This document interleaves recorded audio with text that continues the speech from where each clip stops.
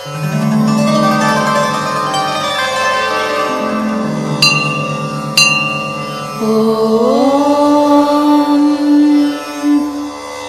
श्री महालक्ष्मी सहस्रनाम स्तोत्र महामन्त्रस्य श्री महाविष्णुर्भगवान् ऋषिः अनुष्टुप् छन्दः। महालक्ष्मीः देवता श्रीं बीजं ह्रीं शक्तिः ह्रैं कीलकम् मम सर्वपीठा परिहारार्थं सर्वदुःखदुरितदारिद्र्यविनाशार्थं सर्वाभीष्टसिद्ध्यर्थं च श्री महालक्ष्मी प्रसाद सिद्ध्यर्थे जपे विनियोगः। ध्यानम् पद्मानने पद्मकरे सर्वलोकैकपूजिते सान्निध्यं कुरु मे चित्ते विष्णुवक्षस्थलस्थिते भगवद्दक्षिणे पार्श्वे श्रियं देवीम् अवस्थिताम् ईश्वरीं सर्वभूतानां जननीं सर्वदेहिनां चारुस्मितां चारुदतिं चारुनेत्राननभ्रुवम् शुकपोलां सुकर्णाग्रज्ञस्तमौक्तिककुण्डलां सुकेशां चारुबिम्बोष्टिं जक्ततुङ्गघनस्तनीम् अलकाग्रैरलिनिभैः अलङ्कृतमुखाम्बुजां लसत्कनकसङ्काशपीनसुन्दरकन्दरां निष्ककण्ठीं स्तनालं विमुक्ताहारविराजितां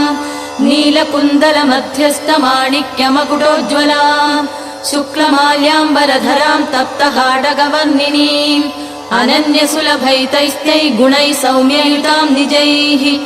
अनुरूपानवद्याङ्गीं हरेर्नित्यानपायिनीं श्रीवासुदेव महिषीं पुम्रदानेश्वरेश्वरी अचिन्त्यानन्दविभवा भावा भावविभाविनी अहं भावात्मिका पद्मा शान्तानन्दजितात्मिका ब्रह्मभावं गदाद्यक्तभेदा सर्वजगन्मयी षड्गुण्यपूर्णा त्रयन्तरूपात्मानभकामिनी एकयोग्या शून्यभावा कृतिस्तेजप्रभाविनी भाव्यभावकभावात्मा भाव्या कामदुःखात्मभूः भावा भावमयी दिव्या वेद्यभेदकपावनी जगत्कुटुम्बिन्यखिलाधारा कामविजृम्भिणी पञ्चकृत्यकरी पञ्चशक्तिमय्यात्मवल्लभा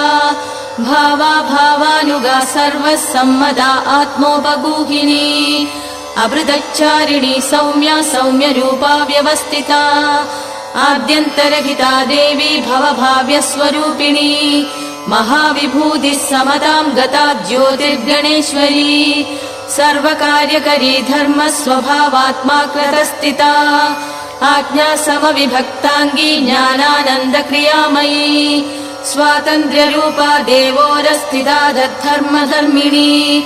सर्वभूतेश्वरी सर्वभूतमातात्ममोहिनी सर्वाङ्गसुन्दरी सर्वव्यापिनी प्राप्तयोगिनी विमुक्तिदायिनी भक्तगम्या संसारधारिणी धर्मार्थवादिनी व्योमनिलया व्योमविग्रहा पञ्चव्योमपति रक्षव्यावृत्तिप्राप्य पूरिणी आनन्दरूपा सर्वाप्तिशालिनी शक्तिनायिका हिरण्यवर्णा हैरण्यप्राकारा हेममालिनी प्रस्फुरस्था भद्रहोमा वेशिनी रजतस्रजा स्वाज्ञाकार्यमला नित्य सुरभिर्व्योमचारिणी योगक्षेमवहा सर्वसुलभे च क्रियात्मिका महासमूहा निखिलप्ररोहा वेदगोचरा विस्मयादायिनी ब्रह्मसंहिता सुगुणोत्तरा प्रज्ञा परिमितात्मानुरूपा सत्योपयार्जिता मनोज्ञेया ज्ञानगम्या नित्यमुक्तात्मसेविनी कर्तृशक्तिः सुगहना भोक्तृशक्तिर्गुणप्रिया ज्ञानशक्तिरनौभम्या परशक्तिर्निरामया अकलङ्गा महाशक्तिनिराधारा विकासिनी महामाया महानन्दा ब्रह्मनीतिर्निराश्रया एकस्वरूपा त्रिविधा संज्ञातीता निरञ्जना आत्मशक्ता नित्यशुचिः निर्विकल्पा सुगोचिता नित्यशान्ता निस्तरङ्गा निर्भिन्ना सर्वभेदिनी असङ्कीर्णा अविधेयात्मा निषेध्या सर्वपावनी निष्कामना सर्वरसा अवेद्या सर्वार्थसाधिनी अनिर्देश्या अपरिमिता निर्विकारा त्रिलक्षणा अभयङ्करी स्त्रीस्वरूपा अव्यक्ता सदसदाकृतिः अप्रदर्ख्या प्रतिहता नियन्त्री यन्त्रवाहिनी हार्दमूर्तिर्महामूर्तिः अव्यक्ता विश्वगोपिनी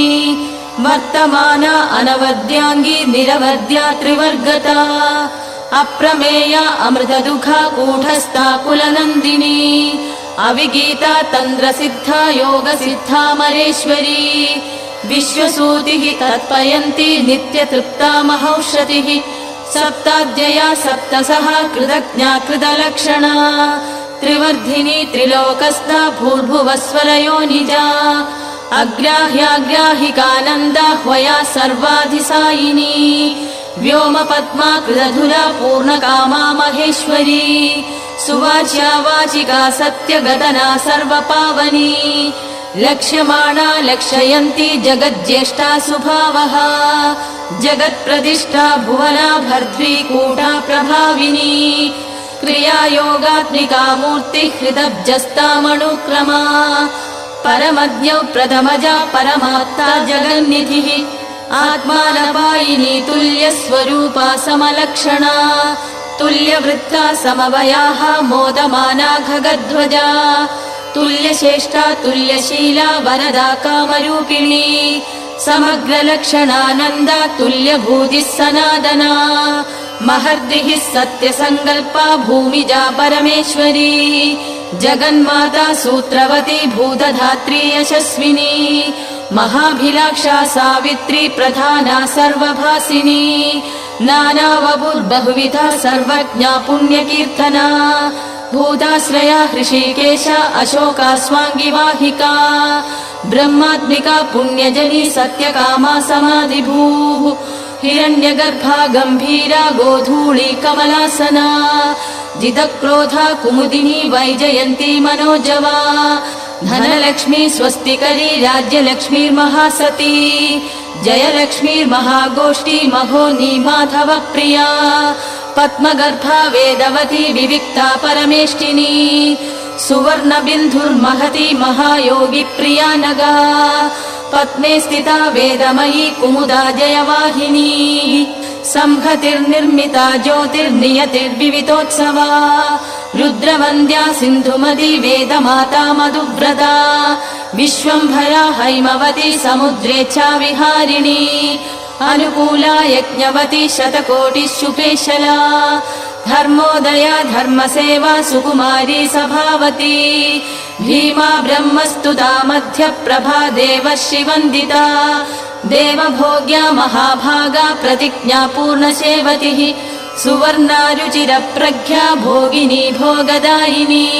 वसुप्रणोत्तमवधूः गायत्री कमलोद्भवा विद्युत्प्रिया पद्मचिह्ना वरिष्ठा कमलेक्षणा पद्मप्रिया सुप्रसन्ना प्रमोदा प्रियपार्श्वगा विश्वभूषा गान्धिमती कृष्णा वीणारवोत्सुका रोचिष्करी सुप्रकाशा शोभमाना विहङ्गमा देवाङ्गस्था परिणतिः कामवत्सा महामतिः इल्वलोत्पलनाभा अतिशमनीवरवर्णिनी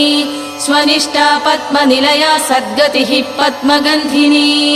पद्मवर्णा कामयोनिः चण्डिका चारुगोपना रतिस्नुषा पद्मधरा पूज्या त्रैलोक्यमोहिनी नित्यकन्या बिन्धुमालिनी अक्षया सर्वगन्धिनी गन्धात्मिका सुरसिका दीप्तमूर्तिः सुमध्यमा पृथुश्रोणी सौम्यमुखी शुभगाविष्टरश्रुतिः स्मितानना चारुगतिः निम्ननाभिर्महास्तनी स्निग्धवेणी भगवती सुकान्ता वामलोचना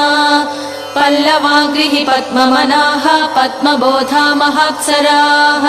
सरस्वती चारुहासा शुभदृष्टिः कबुद्मिनी कम्बुग्रीवा सुजघना रक्तपाणिर्मनोरमा पद्मिनी मन्दगमना चतुर्धंष्ट्रा चतुर्भुजा शुभरेखा विलासभ्रूः शुकवाणी कलावती ऋजुनासा कलरवा वरारोहा दलोदरी सन्ध्या बिम्बाधरा पूर्वभाषिणी श्रीसमाह्वया इक्षुशापा सुमशरा दिव्यभूषा मनोहरा वासवी पाण्डरच्छद्रा प्रभोरुस्तिलोत्तमा श्रीमन्दिनी प्राणशक्ति विभीषण्य सुधारिणी भद्रा जया महाचन्द्रवदना कुटिलालका चित्राम्बरा चित्रगन्धा रत्नमौलि समुज्ज्वला दिव्यायुधा दिव्यमाल्या विशाखा चित्रवाहना अंबिका सिन्धुतनया निःश्रेणी सुमहासिनी सामप्रिया नवमृगी सर्वसेव्या वराङ्गना गन्धद्वारा दुराधर्षा नित्यपुष्टा करीक्षिणी देवजुष्टा दिव्यवर्णा दिव्यगन्धा स्वगर्दमा अनन्तरूपानन्दस्ता सर्वदानन्दसङ्कमा यज्ञासिनी महावृष्टिः सर्वपूज्या वषट्क्रिया योगप्रिया वियन्नाभिः अनन्दश्री अतीन्द्रिया योगिसेव्या सत्यरथा योगमाया पुरातनी सर्वेश्वरी सुतरुणी चरण्या धर्मदेवता सुधरा संवृतज्योतिः योगिनी योगसिद्धिता सृष्टिशक्तिः द्योतमानभूता मङ्गलदेवता संहारशक्तिः प्रबला निरुपाधिपरावरा उद्धारिणी तारयन्ती शाश्वती समितिञ्जया महाश्री अजहत्कीर्तिः योगश्री सिद्धिसाधनी पुण्यश्री पुण्यनिलया ब्रह्मश्री ब्राह्मणप्रिया राजश्री राजकलिता फलश्री स्वर्गदायिनी देवश्रीः अद्भुतकथा वेदश्रीः श्रुतिमार्गिणी धमोभहाव्ययनिधिः लक्ष्मणा हृदयङ्गमा मृतसञ्जीवनी शुभ्रा चन्द्रिका सर्वतोमुखी सर्वोत्तमा मित्रविन्दा मैथिली प्रियदर्शना सत्यभामा वेदवेद्या सीता प्रणतपोषिणी मूलप्रकृतिरीशाना शिवता दीपप्रदीपिनी अभिप्रिया स्वैरवृत्ति रुक्मिणी सर्वसाक्षिणी गान्धारिणी परगतिः तत्त्वगर्भा भवा भवा अन्तर्वर्तिर्महामुद्रा विष्णुदुर्गा महाबला मदयन्ती लोकधारिण्य दृश्या सर्वनिष्कृतिः देवसेना आत्मफलदा वसुधा मुख्यमातृका क्षीरधारा कृतमयी जुह्वति यज्ञदक्षिणा योगनिद्रा योगरथा ब्रह्मचर्या दुरध्यया सिंहपिञ्चा महादुर्गा जयन्ती खगवाहिनी जगत्प्रिया विरूपाक्षी स्वर्णा क्रूरतापिनी कात्यायनी कालरात्रिः निशिदृष्टा करालिका त्रिशूलिनी कट्खधरा महाकाली इन्द्रमालिनी एकवीरा भद्रकाली सौनन्दी उल्लसद्गता नारायणी जगत्पूरिण्युर्वरा दृघिणप्रसूः यज्ञकामा लेलिहाना तीर्थगर्वुग्रविक्रमा करुद्मदुदयाद्युग्रा वाराही मातृभीषिणी अश्वक्रान्ता रथक्रान्ता विष्णुक्रान्तोरुचारिणी वैरोचनी नारसिंही जीमुता शुभदेक्षणा दीक्षाविधा विश्वशक्तिः निजशक्तिः सुदर्शिनी प्रतितिर्जगति वन्यधारिणी कलिनाशिनी अयोध्या अच्छिन्न सन्धाना महारत्ना सुखावहा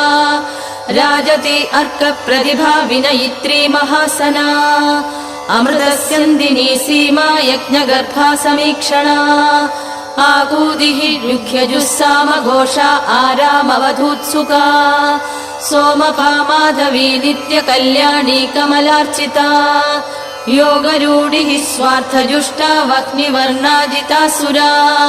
यज्ञविद्या गुह्यविद्या अध्यात्मविद्या कृतागमा आभ्यायिनी कलातीता सुमित्रा परभक्तिता काङ्क्षमाणा महामाया कोलगामामरावती सुवीर्या दुःस्वप्नहरा देवकी वसुदेवता सौदामिनी मेघरथा रुत्थिता दैत्यमर्दिनी श्रेयस्करी चित्रलीला एकायनी रत्नपादुका मनस्यमाना तुलसी रोगनाशिन्युरुप्रदा तेजस्विनी सुखोज्ज्वला मन्दरेखा अमृताशिनी ब्रह्मिष्टा वह्निशमनी दुषमाणा गुणाध्यया कादम्बरी ब्रह्मरथा विधात्री उज्ज्वलहस्तिका अक्षोभ्या सर्वदो भद्रा वयस्या स्वस्ति दक्षिणा सहस्रास्या ज्ञानमाता वैश्वानरी अक्षवर्धिनी प्रत्यग्वरा वारणवती अनसूया दुरासता अरुन्धती कुण्डलिनी भव्या दुर्गतिनाशिनी मृत्युञ्जया द्रासहरा निर्भया शत्रुसुतिनी एकाक्षरा सुपुरन्दरी सुरपक्षावरातुला सकृद्विभासा प्रद्युम्ना हरिभद्रा दुरन्दरा बिल्वप्रिया वनीचक्र हृदय कम्बुतीर्थका सर्वमन्त्रात्मिका विद्युत् यशोदा सर्वरञ्जिनी ध्वजच्छत्राश्रया भूमिः वैष्णवी सद्गुणोज्ज्वला सुषेणा लोकविदिता कामसूर्जगदादिभूः वेदान्तयो निर्जिज्ञासा मनीषा समदर्शिनी सहस्रशक्तिरावृत्तिः सुस्थिरः श्रेयसां निधिः रोहिणी रेवती चन्द्रसोदरी भद्रमोदिनी आर्या गव्यप्रिया विश्वभाविनी सुविभाविनी सुप्रदृश्या कामचारिण्यप्रमत्ता ललन्तिका मोक्षलक्ष्मीर्जगद्योगिर्व्योमलक्ष्मीः सुदुर्लभा भास्करी पुण्यगेहस्ता मनोज्ञा विभवप्रदा लोकस्वामिन्यच्युतार्था पुष्कला जगताकृतिः विचित्रहारिणी कान्ता वाहिनी पूरभाविनी प्राणिनी प्राणदा विश्वा विश्वब्रह्माण्डवासिनी सम्पूर्णा परमोत्साहा श्रीपति श्रीमति श्रुतिः श्रयन्ती श्रयमाणाक्ष्मा विश्वरूपा प्रसादिनी हर्षिणी प्रथमा सर्वा विशाला कामवर्षिणी सुप्रतीका प्रसीमती निवृत्तिर्विविधा परा सुयज्ञा मधुरा श्रीधा देवरातिर्महामनाः स्थूला सर्वाकृतिः सूक्ष्मा निम्नगर्भा तमोनुता तुष्टिर्वागीश्वरी पुष्टिः सर्वाध्या स्वरिशोषिणी शक्त्यात्मिका शब्दशक्ति विशिष्टा वायुमध्यमा आग्वीक्षिकी त्रयी वार्ता दण्डनीतिर्नियामिका व्याळी सङ्घर्षणी द्योता महादेव्यपराजिता कपिला पिङ्गळा स्वस्था पलाकी घोषनन्दिनी अजिताकर्षणी क्षान्तिः गरुडा गरुडासना ह्लादिन्यनुग्रहा नित्या ब्रह्मविद्या हिरण्मयी मही शुद्धविदा पृथ्वी सदानन्दां सुमालिनी यज्ञाश्रयाख्यादिपरास्तव्या दृष्टिस्त्रिकालका सम्बोधिनी शब्दपूर्णा विजया अंशुमती कला शिवा श्रुतिप्रियाख्यातिः जीवयन्ती पुनर्वसुः दीक्षा भक्तातिहारक्षा परीक्षा यज्ञसम्भवा आर्द्रा पुष्करिणी पुण्या गण्या दारिद्र्यभञ्जनी धन्या मान्या पद्मनेमिः भार्गवी वंशवर्धिनी तीक्ष्ण प्रवृत्तिः सत्कीर्तिः निधिसेव्या घनाशिनी संज्ञानिः संशया पूर्वा वनमाला वसुन्धरा पृथ्वी महोत्कडाहल्या मण्डलाश्रितमानना सर्वानिद्योदितोधारा झुम्बमाणा महोदया चन्द्रकान्तोदितः सूर्य चतुरस्रा मनोजवा बाला कुमारी युवतिः करुणा भक्तवत्सला मेदिन्युपनिषन्मिश्रा सुमवीरुर्धनेश्वरी दुर्मर्षिणी सुचरिता भोता शोभा सुवर्चला यमुना अक्षौहिणी गंगा मन्दाकिन्यमलाशया गोदा गोदावरी चन्द्रभागा कावेर्युदन्वती सिनीवाली गुहुरागा वारणा सिन्धु मध्यमा पूर्तिर्मायात्मिका स्फूर्तिः व्याख्या सूत्र प्रजावती वृत्तिस्थिति ध्रुवा बुद्धिः त्रिगुणा गुणगह्वरा अमोघा शान्तिता सत्या ज्ञानतोत्कर्षिणी शिवा प्रकृतिर्भामिनी लोला कमला कामदुग्विधिः प्रज्ञा रामा परा सन्ध्या सुभद्रा सर्वमङ्गला नन्दा भद्रा जया रिक्ता तिथिपूर्णारुदम्बरा काष्ठा कामेश्वरी निष्ठा काम्या रम्या सुधा स्मृतिः शङ्खिनी चक्रिणी श्यामा सामा गोत्रा रमाद्युतिः शान्तिर्ध्रान्तिस्तुतिः सिद्धिः विराजा अत्युज्ज्वला व्ययाः वाणी गौरीन्दिरा लक्ष्मी मेधा श्रद्धा प्रमाद्युतिः स्वधा स्वाङ्गारतिरुषा वसुर्विद्या धृतिः सभा शिष्टा इष्टा सुजिर्धात्री सुधारं सौम्यजामृता रमण्येका शारदाम्बा समेधात्या शुभाक्षरा रत्नावली पारतीटा धीरजी केवलात्मदा याशा शुद्धिः सोऽस्मिता का नीला राधामृतोद्भवा विभूतिर्निष्कला रम्या रक्षा सुविमला क्षमा प्राप्तिर्वासन्धिका लेखा भूरिबीजा महाङ्गता वरदुर्या स्वधाक्रीर्भूः कामिनी शोकनाशिनी माया प्रीतिरसहना नर्मदा गोकुलाश्रया अर्कप्रभारथे पार्श्वनिलयेन्दु प्रभाद्भुता श्रीकृशानुप्रभा वज्रलम्बना सर्वभूमिता भोगप्रिया भोगवती भोगीन्द्रशयनाशना अश्वपूर्वा रथमध्या हस्तिनादप्रबोधिनी सर्वलक्षणलक्षण्या सर्वलोकप्रियङ्करी सर्वमङ्गलमाङ्गल्या दृष्टा दृष्टफलप्रदा इति श्रीलक्ष्मी सहस्रनाम स्तोत्रम् सम्पूर्णम्।